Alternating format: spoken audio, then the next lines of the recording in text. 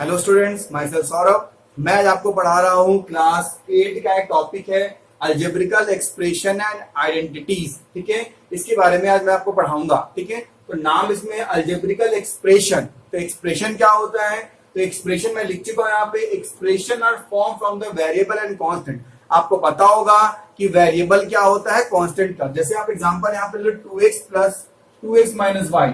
ठीक है, इसमें वेरिएबल कौन सा हो गया, इसमें कांस्टेंट कौन सा हो गया? तो वेरिएबल क्या होता है पता होगा आपको, जिसकी वैल्यू चेंज होते रहती है, जिसकी वैल्यू चेंज हो जाए। जैसे तुम्हारा हो गया x हो गया, y हो गया, z, जिसकी वैल्यू चेंज होते रहती है, जो वेरी करते रहता है, उसको बोलते हैं वेरिएबल। कांस्टेंट क्या हो गया? जिसकी वैल्यू फिक्स हो। जैसे यहाँ पे 2 क्या हो गया, 2 हो गया, 1 हो गया, 3 हो गया, ये कांस्टेंट हो गया। ठीक है बच्चों, तो वेरिएबल कांस्टेंट मतलब क्या होता है? वेरिएबल का मतलब क्या होता है? जिसकी वैल्यू वेरी करे, जिसकी वैल्यू चेंज हो। जैसे x हो, y हो, z हो, जिसकी वैल्यू चेंज हो उसको बोलते हैं वेरिएबल, और जिसकी वैल्यू फिक्स होती है उसको बोलते हैं कांस्टेंट। ओके, नेक्स्ट टर्म देखिए। नेक्स्ट टर्म आपका है टर्म। क्या होता है? तो टर्म और added to the expression. Term क्या होगा? जैसे इसमें देखो, ये एक टर्म हो गया जो एक्सप्रेशन, जो जिसके मिलने से एक्सप्रेशन बनता है। जैसे मैं आपको दे दूं यहाँ पे example, x plus Y plus T equal to 0। इसमें कितने टर्म हो गए? देखो, एक ये टर्म हो गया, एक ये टर्म हो गया, एक ये टर्म हो गया। मतलब टर्म का मतलब होता है जो प्लस माइनस इनटू डिवाइड से सेपरेट हो, उसको क्या बोलते हैं? उसको टर्म बोला जाता है। ठीक है, अब देखो कोएफिशिएंट। तो कोएफिशिएंट का मतलब क्या हो गया? The numerical value of the term, जो टर्म का न्यूमेरिकल वैल्यू। जैसे यहाँ पे देखो 2x माइनस 1, ये क्या हो गया? एक एक्सप्रेशन हो गया। इसमें कितने टर्म हो गए? इसमें ये टर्म दो अलग अलग टर्म हो गए। तो क्या हो गया? एक 2x टर्म हो गया, एक टर्म क्या हो गया? माइनस वाई हो गया। ठीक है, अब तुमको बोलेगा इसमें कोएफिशिएंट क्या है? तो x का कोएफिशिएंट क्या है? x किससे मल्टीप्लाई है? कोएफिशिएंट का मतलब होता है किससे मल्टीप्लाई है। तो x किससे मल्टीप्लाई है? x मल्टीप्लाई 2 से है, तो यहाँ 2 हो गया। y का कोएफिशिएंट क्या है? y किससे मल्टीप्लाई है? -1 से है, तो उसका कोएफिशिएंट हो गया। हमने क्या पढ़ा? हमने पढ़ा एक्सप्रेशन। तो एक्सप्रेशन होता क्या है? Expression are formed from the variable and constant. जो वेरिएबल और कांस्टेंट के मिलने से बनता है उसको क्या बोलते हैं? उसको बोलते हैं एक्सप्रेशन। फिर टर्म। तो टर्म क्या होता है? एक्सप्रेशन जिन जिन चीजों के मिलने से बनता है उसको क्या बोलते हैं? उनको बोलते हैं टर्म। फिर पढ़ा कोएफिशिएंट। तो कोएफिशिएंट क्या होता है? टर्म के न्यूमेरिकल वैल्यू। इसका न्यूमेरिकल वैल्यू क्या है? 2। इसका न्यूमेरिकल वैल्यू क्या है? -1।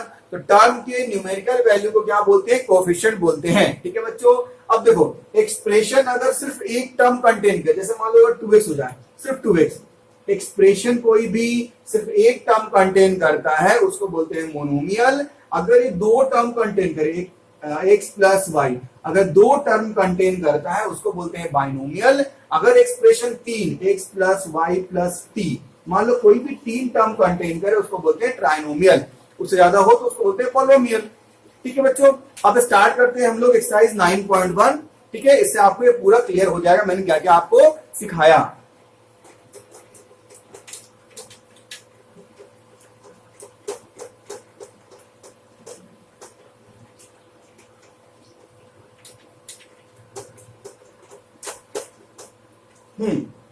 देखिए एक्सरसाइज 9.1 देखिए। एक्सरसाइज 9.1 में मैं एनसीईआरटी करवा रहा हूं आपको। फर्स्ट क्वेश्चन है identify the term. Identify the term and coefficient. उसमें आइडेंटिफाई करना है टर्म का, और आइडेंटिफाई करना उसके कोएफिशिएंट का। उसमें टर्म कौन कौन सा है और कोएफिशिएंट उसका क्या क्या है। ठीक है बच्चों, तो पहला क्वेश्चन आपको दिया हुआ है 5x yz square minus 3zy। ठीक है, तो इसमें कितना टर्म है? मैंने बताया था टर्म क्या होता है? जो प्लस माइनस से सेपरेट हो उसको बोलते हैं टर्म। तो यहाँ टर्म क्या है? 5x yz स्क्वायर एक टर्म है, दूसरा टर्म क्या है? -3zy दूसरा टर्म है। ठीक है, यहाँ टर्म लिखोगे तो टर्म यहाँ कितना हो गया? यहाँ फर्स्ट टर्म आपका हो गया 5x yz स्क्वायर, ये आपका फर्स्ट टर्म हो गया। ठीक है, सेकेंड टर्म क्या हो गया? -3zy, ये आपका सेकेंड टर्म हो गया। अगर टर्म इस तरह से लिखोगे तो टर्म क्या हो गया?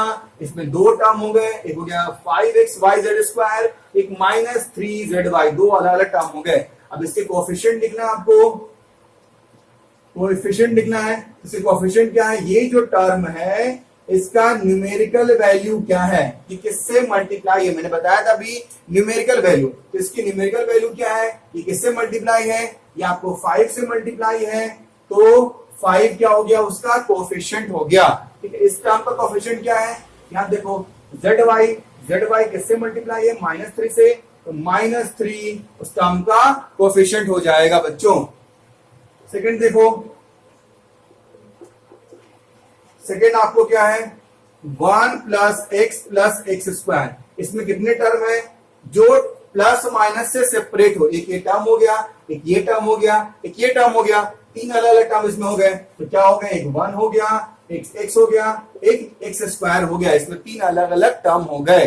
ठीक है, अब देखो इसमें कोएफिशिएंट, इसमें देखो इसका कोएफिशिएंट क्या है, x किससे मल्टीप्लाई है, x किससे मल्टीप्लाई है, तो x का मल्टीप्लाई 1 से है, तो इसमें क्या हो गया, इसका कोएफिशिएंट 1 हो गया। इसका कोएफिशिएंट देखो, इसका कोएफिशिएंट क्या हो गया, इसका कोएफिशिएंट भी 1 हो गया। ठीक है, तो मैंने क्या बताया, मैंने आपको टर्म बताया, टर्म क्या होता है, जो प्लस माइनस से सेपरेट हो उसको क्या बोलते हैं, टर्म बोलते हैं।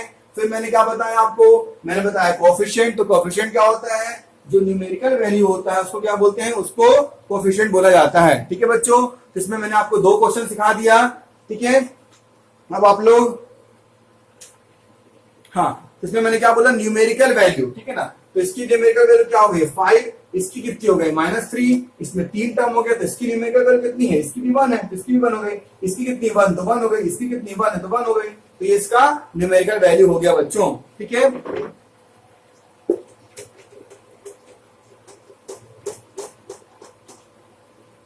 नेक्स्ट देखिए क्वेश्चन नंबर फर्स्ट का third, 4x² y² -4x² y² z² plus z²।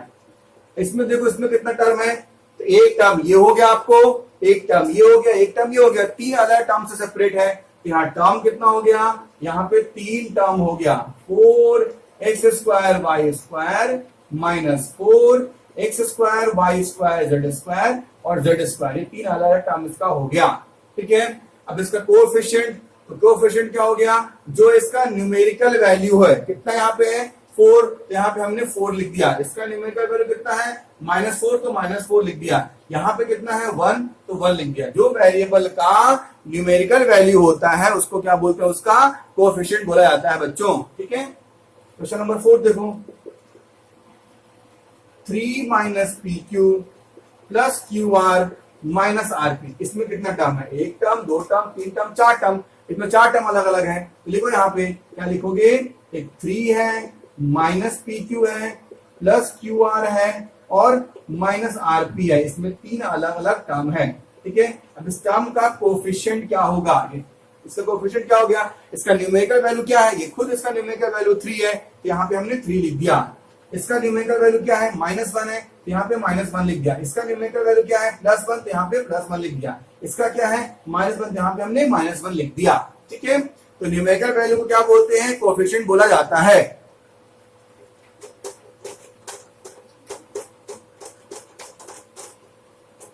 Next देखिए question number 5, question number first का 5, x/2 + y/2 - xy। इसमें कितना टर्म है, प्लस माइनस, एक ये टर्म हो गया, एक ये टर्म हो गया, एक ये टर्म हो गया, 3 अलग अलग टर्म है। तो टर्म देखो कितने टर्म है, 3 टर्म है। ठीक है, x/2, एक है y/2, एक है -xy, 3 अलग अलग इसमें टर्म है। ठीक है, इसके कोएफिशिएंट कितने हैं, तो कोएफिशिएंट देखो, इसका न्यूमेरिकल वैल्यू क्या हो गया, x किससे मल्टीप्लाई है, x 1/2 से मल्टीप्लाई है, यहाँ पे लिखोगे 1/2।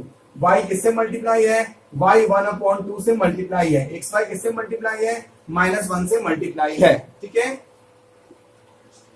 क्वेश्चन नंबर 6 देखिए, 0.3a - 0.6ab + 0.5। इसमें कितना टर्म है, एक टर्म, 2 टर्म, 3 टर्म, 3 अलग अलग टर्म है, तो लिखोगे 0.3a - 0.6ab एंड 0.5 भी, तीन अलग अलग टर्म इसमें है। एक इससे मल्टीप्लाई है 0.3 से, इसकी न्यूमेरिकल वैल्यू कितनी है 0.3, तो यहाँ पे 0.3 क्या हो गई, इसका कोएफिशिएंट हो गया। ए बी का कोएफिशिएंट कितना है, ए बी मल्टीप्लाई किससे है -0.6, तो इसको लिखोगे -0.6। बी किससे मल्टीप्लाई है 0.5 से, जो भी न्यूमेरिकल वैल्यू होगी बच्चों उसको बोलेंगे कोएफिशिएंट। ठीक है, अब आगे आपको इसमें दिया हुआ सेकंड क्वेश्चन,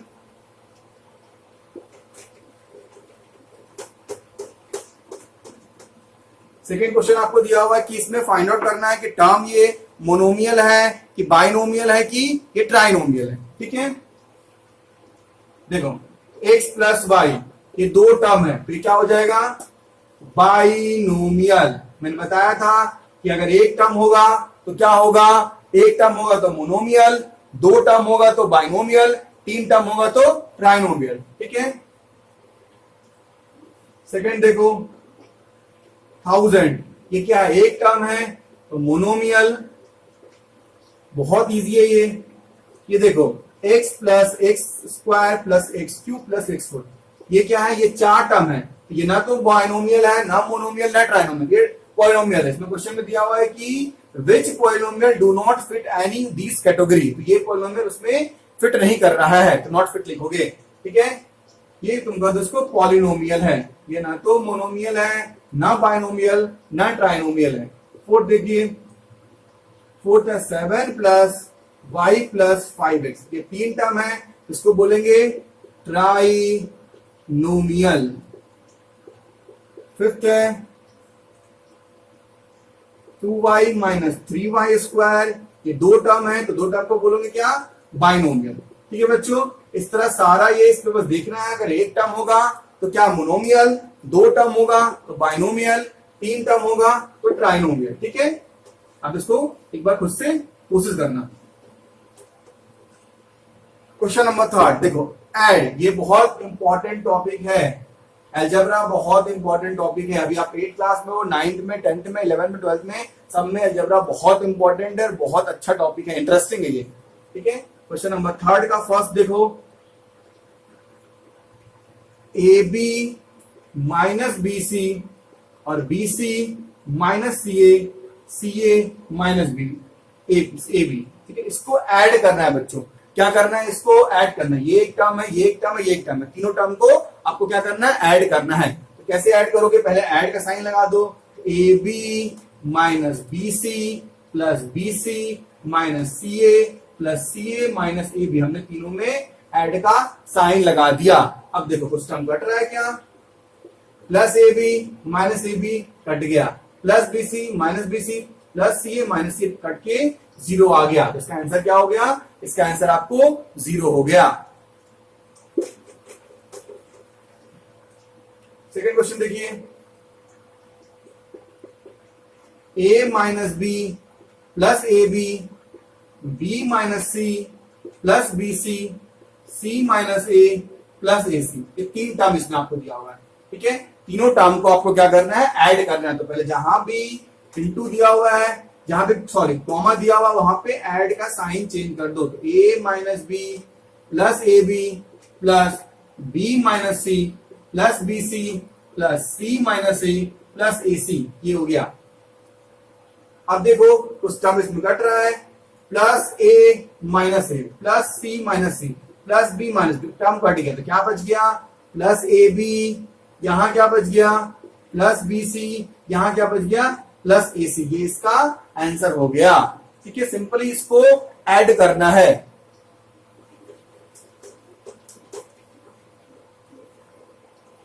नेक्स्ट देखिए,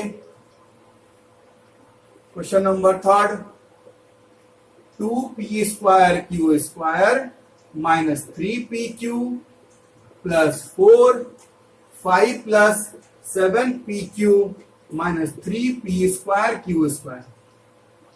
ठीक है, इसको आपको ऐड करना है। ठीक है बच्चों, देखो अब जहां पे कॉमा था वहां पे हमने प्लस लगा दिया, क्या किया, 2p square Q square minus 3pq plus 4 plus 5 plus 7pq minus 3p square Q square. अब हमने क्या किया, जो भी लाइक टर्म है उसको एक साथ, जैसे P square Q square, P square Q square, like term को हमने एक साथ लिख दिया, 2p square Q square minus 3p square Q square, हमने लाइक टर्म को एक साथ लिख दिया, मतलब P square Q square term को साथ में लिख दिया। अब यहाँ देखो, यहाँ पी क्यू है, यहाँ पी क्यू एक जैसा है, लाइक टर्म है, तो इसको हमने एक साथ लिख दिया। अब इसको ऐड करोगे, आपको पता हुआ है कि दो तरीके साइन में, बड़े डिजिट में से छोटा डिजिट माइनस होता है और साइन बड़े डिजिट का होता है। ठीक है, यहां भी 7 माइनस 3 4pq प्लस 9, तो क्या हो जाएगा minus P square Q square plus 4pq plus 9, इसका आंसर हो गया बच्चों। क्वेश्चन नंबर 4 देखिए,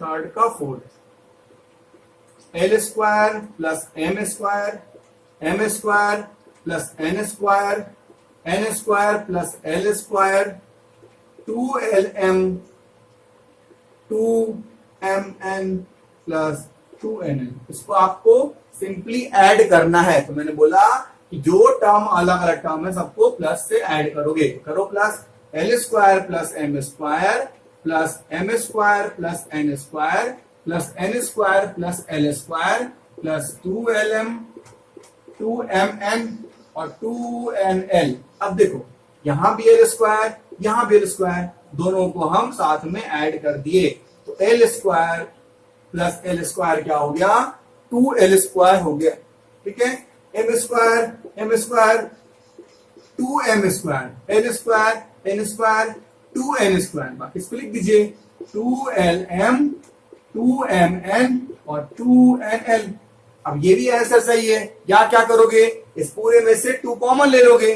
ठीक है, हमने इस पूरे में से 2 कॉमन ले लिया, तो L square plus M square plus N square plus lm mn और nl, ये आपका आंसर हो गया।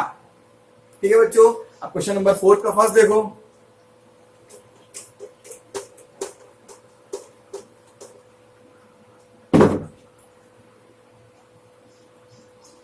अब इसमें आपको सबट्रैक्ट सीखना है। Subtract 4a minus 7ab plus 3b plus 12 from 12a minus 9ab plus 5b minus 3। ठीक है, तो सबट्रैक्ट में क्या करते हैं, फ्रॉम के बाद का जो टर्म होगा उसको पहले लिख देते हैं, समझे मैंने क्या बोला, फ्रॉम के बाद का जो भी टर्म होगा, जो भी एक्सप्रेशन होगा, फ्रॉम के बाद का जो भी एक्सप्रेशन होगा उसको पहले लिखेंगे। ध्यान से, आप गलत कर दोगे नहीं तो, फ्रॉम के बाद जो होगा उसको पहले लिखो, तो 12a minus 9ab plus 5b minus 3, और जो पहला टर्म है उसको माइनस लगा के लिख दोगे, 4a minus 7ab plus 3b plus 12। मैंने क्या बोला, सबट्रैक्ट में फ्रॉम के बाद का टर्म क्या करते हो, पहले लिख देते हो, सबट्रैक्ट है इसलिए माइनस लिख देते हो और इस टर्म को बाद में लिख दोगे।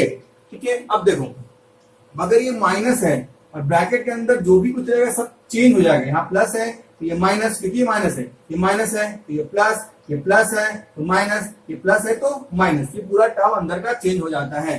ठीक है, 12a minus 9ab plus 5b minus 3। ठीक है, ऐसे भी plus minus minus minus minus plus, change भी हो रहा है ना, देखो प्लस माइनस माइनस चेंज हो गया साइन, माइनस 12। अब क्या करोगे बताओ, अब लाइक टर्म को साथ में लिखेंगे, तो लाइक टर्म कौन है, ये दोनों लाइक टर्म है, इसको साथ में लिख लो, तो लिखो 12a माइनस 4a, अब b वाले टर्म को साथ में लिख लोगे, लिखो 5b माइनस 3b, और ab वाले टर्म को साथ में लिखो, ab कौन है, ये दोनों ab का टर्म है, तो 9ab plus 7ab minus 3 minus 12 हो गया। ठीक है, अब इसको सॉल्व कर दो, 12 माइनस 4 क्या हो गया, 8a हो गया।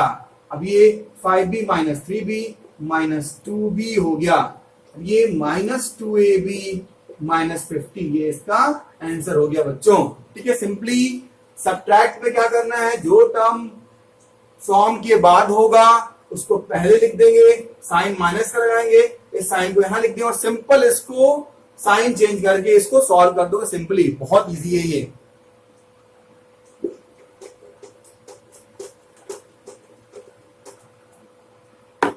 क्वेश्चन नंबर 4 का सेकंड देखिए,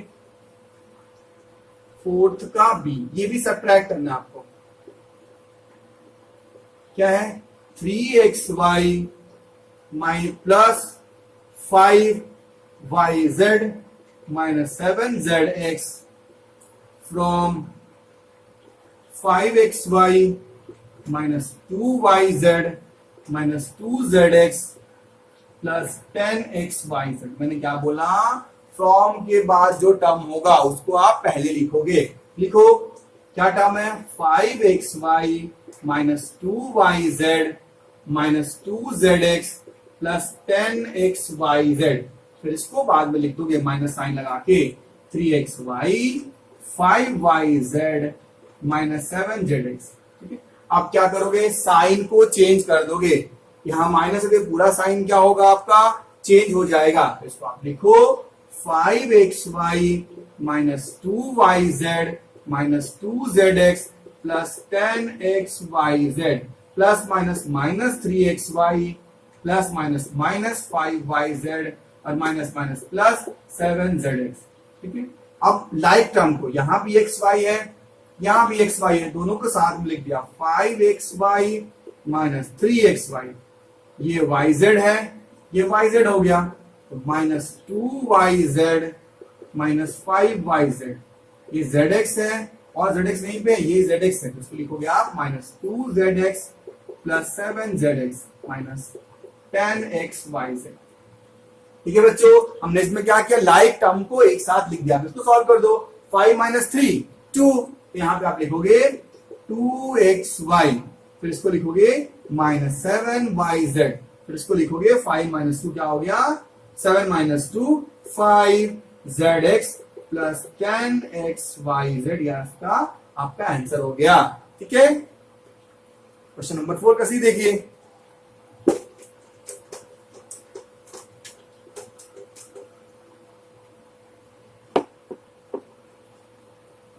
क्वेश्चन नंबर 4 का सी, सब्ट्रैक्ट करना है 4p square Q minus 3pq plus 5p Q square minus 8p plus 7q minus 10 from 18 minus 3p minus 11q plus 5pq minus 2p Q square minus plus 5p square. ठीक है, इसको आपको subtract करना है। हाँ, तो इसमें आप क्या करोगे, फॉर्म के बाद का जो टर्म होगा उसको पहले लिख दोगे, ये फॉर्म के बाद का टर्म है, इसको हमने पहले लिख दिया। देखो यहाँ पे 18 माइनस 3p फिर minus 11q plus 5pq then 2pq square plus 5p square q, फिर माइनस लगा दोगे, फिर माइनस के बाद ये टर्म पूरा लिख दोगे, तो 4p square q minus 3pq plus 5pq square minus 8p plus 7q minus 10। अब क्या कर दोगे, साइन चेंज कर दोगे। ठीक है, 18 minus 3p minus 11q plus 5pq minus 2pq square 5p square, इस टर्म को हमने यहां लिख दिया। अब इस पूरे में साइन चेंज हो जाएगा क्योंकि यहाँ पे माइनस है। देखो minus 4pq square q plus 3pq minus, बस हमने कुछ नहीं किया, सारे में साइन चेंज कर रहे हैं। अब क्या करेंगे स्टूडेंट्स, अब लाइक टर्म को साथ में लिखोगे। पहले कुछ कट रहा है क्या, पहले लाइक टर्म को लिखो। ठीक है, तो पहले कांस्टेंट टर्म, ये 18 है और ये 10 है, इसको इधर लिख दो, तो 18 प्लस 10 28 डायरेक्ट लिख सकते हो 28। अब ये 3p है और कहीं p का टर्म है क्या बच्चों, ये हाँ, तो मतलब मैं डायरेक्ट कर रहा हूं 8p माइनस 3p 5p हो गया। अब q देखो, यहां भी q है और कहीं पे q है, यहां q है, ठीक है, minus 11q minus 7q minus 18q हो जाएगा, तो माइनस 18q। अब pq यहां भी है, pq कहीं पे और है, यहां पे pq है, देखो प्लस 5 प्लस 3 तो प्लस 8pq। अब pq स्क्वायर और pq स्क्वायर ये दोनों सेम है, तो minus 2 minus 5 minus 7 pq square, p square q तो 5 माइनस 4 1 p स्क्वायर q। ये पूरा आपको आंसर हो गया।